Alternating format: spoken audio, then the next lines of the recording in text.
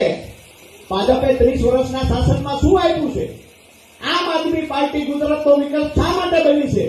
આ બંને મુદ્દા પર વાત કરવી હોય તો આજ દિવસ સુધી જે ઘટનાઓ ઘટી છે એને યાદ કરવી પડે. હું તો છેલ્લા 2 વર્ષમાં જે ઘટનાઓ ઘટી છે એને યાદ કરાવવા માટે આવ્યો છું.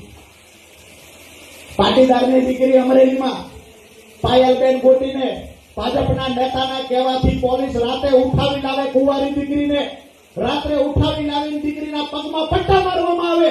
આ દેશની, આ કાઠિયાવાડની દીકરી, આ ગુજરાતની દીકરીને જો રાત્રે પોલીસ ઉઠાવીને પટ્ટા મારતા હોય તો હું એવું કહું છું, કિશોર ખાયા નેતાઓએ રાજીનામા આપી દેવા જોઈએ. તમારી દીકરીને તમે સુરક્ષિત નથી રાખી શકતા.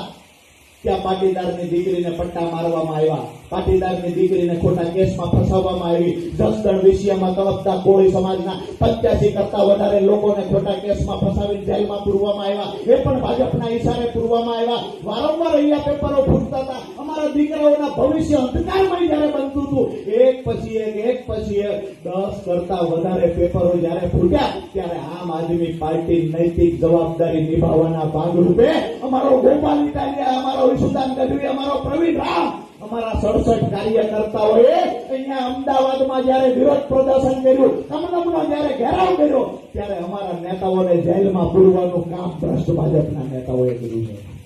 12 દિવસ અમારો વિશુદાન, અમારો ગોપાલભાઈ ઇટાલિયા 12 દિવસ જેલમાં રહ્યા છે. કોના માટે જેલમાં રહ્યા? મારા અને તમારા બાળકોના ઉજળા ભવિષ્ય માટે જેલમાં રહ્યા છે. આપણા બાળકોને જ્યારે નોકરીથી વંચિત રાખવાના કૃત્ય થતા, ષડયંત્ર થતા, ત્યારે એની માટે થઈ અને ખરેખર વિપક્ષમાં કોંગ્રેસ હતી. કોંગ્રેસે અવાજ નથી ઉઠાવ્યો. અવાજ કોને ઉઠાવ્યો? અવાજ આમ આદમી પાર્ટીએ ઉઠાવ્યો. એટલે અમે કહીએ છીએ આમ આદમી પાર્ટીની સાથે ઉભું રહેવું જોઈએ. ત્યાંથી આગળ વાત કરીએ. ઠાકોર સમાજના અમદાવાદમાં મકાનો પાડી દેવામાં આવ્યા. 1000 થી વધારે મકાનો પાડી દેવામાં આવ્યા.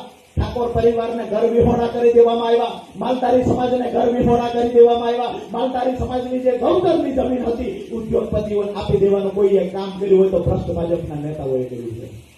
જ્યારે જરૂર પડી છે એ મુદ્દે ત્યારે આમ આદમી પાર્ટીના નેતાઓ ત્યાં લડવા ગયા છે. વાત કરીએ હમણાં બનેલી ઘટના સાબરકાંઠાની.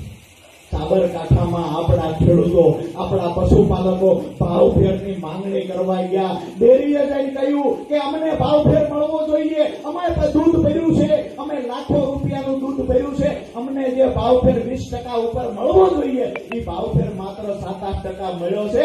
આ રજૂઆત ત્યારે કરવા ગયા ત્યારે આપણા ખેડૂતો પર લાઠીઓ વરસાવી. આપણા એક ખેડૂતને ગોળીએ દેવામાં આવ્યો. અને તેમ છતાંય જો મારા તમારા રૂવાટા બેઠા ન થતા હોય તો આપણી માયા પેટે પાડો દઈને દેવાય.